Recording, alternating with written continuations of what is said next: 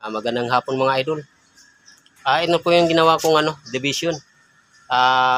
Gamit ko na tubular na 2x2 at saka 1x2.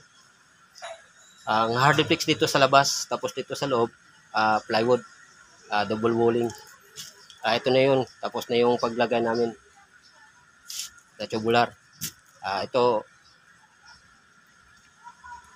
baka kung dumating yung hardiplex, baka makabitan na namin to. Kaya yung hardiplex na lang inantay namin. Baka bukas o mamayang hapon darating yung mga materialis. Tingin ko para bukas pa yata darating yung materialis. Kailanganin na.